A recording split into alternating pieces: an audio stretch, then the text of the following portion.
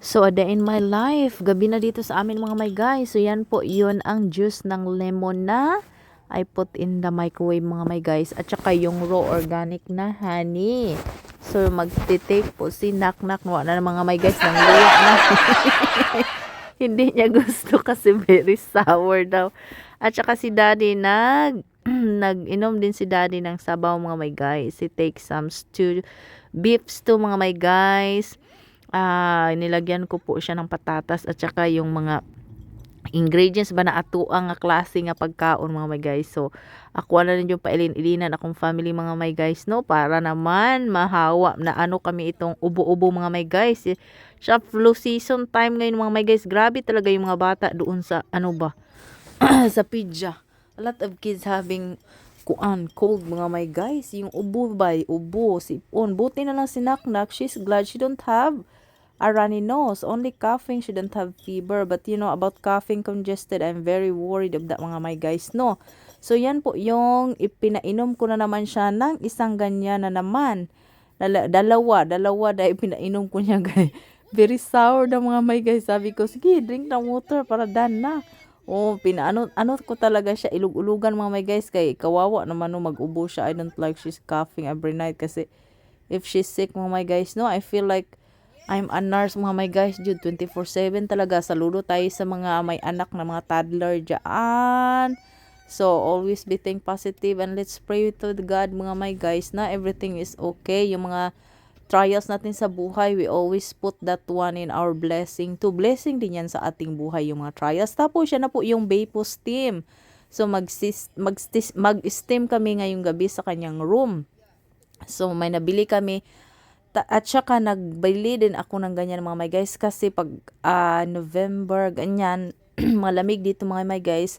Sometimes, mas sold out yung mga Tylenol sa atin pa paracetamol. At saka yung Baypo na Vicks, sold out talaga yan my guys. So buti na lang me and my husband, we get one at the pharmacy, Bayfo mga my guys, yung pang steam. So in case of magkarani no siya, so we are very good and we do the right decision that we get that Bayfo, cause only the last, I don't know, hopefully they have another another sale in the store mga my guys, no, another available. But anyway, ang doktor nagsabi sa akin na mag-steam siya. So, and she don't need to take any kind of coughing meds, only the Tylenol at saka lemon and honey. Best for her. So, I observe mga my guys, she don't have coughing, a lot coughing. And also, the Tylenol mga my guys, magdepende sa iyahang weight. So, sinaknak 46 na yan siya mga guys. So, mag-follow ako sa direction. Ang doktor, sabi ng doktor, 10 daw, 10 ml. So, hindi naman pwede magpataka tayo, no? Magpalo talaga ako diyan sa ano.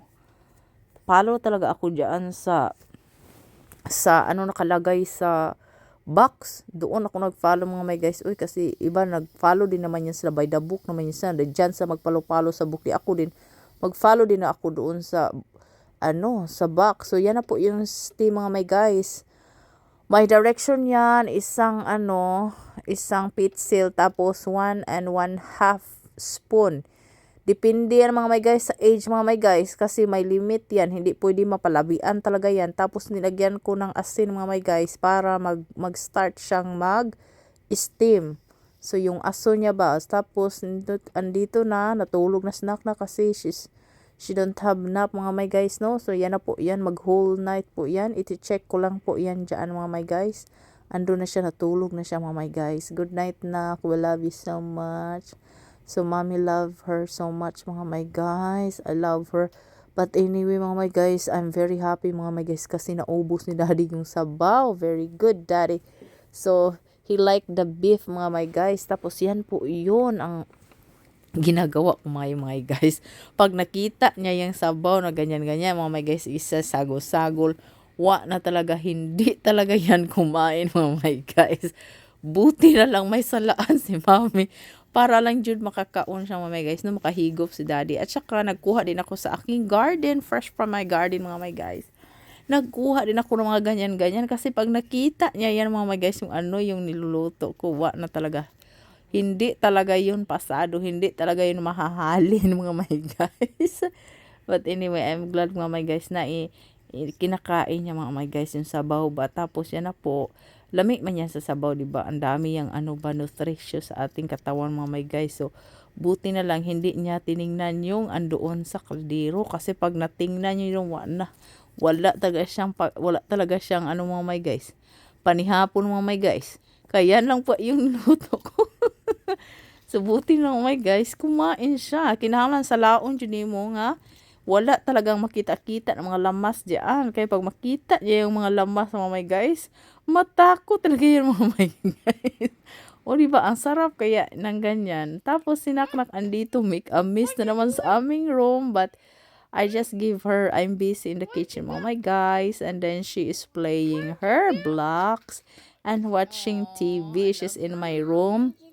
I love her so much. We love her so much mga my guys. So, magwo-worry talaga ako mga my guys. I don't have lack of sleep. But anyway, it's okay. Thank you, Lord, for my strength that you gave me, Lord, and my husband. Hopefully, ma-feel better na. And also, my family in the Philippines, they got flu. Be careful, mama and papa. Everything, my uncle, all over there, mga my guys. Tayong lahat, mga my guys, especially yung mga toddler, be careful. Be careful. Tapos siya na. Nagpatulong na siya sa akin clean up. So anyway, thank you so much for watching.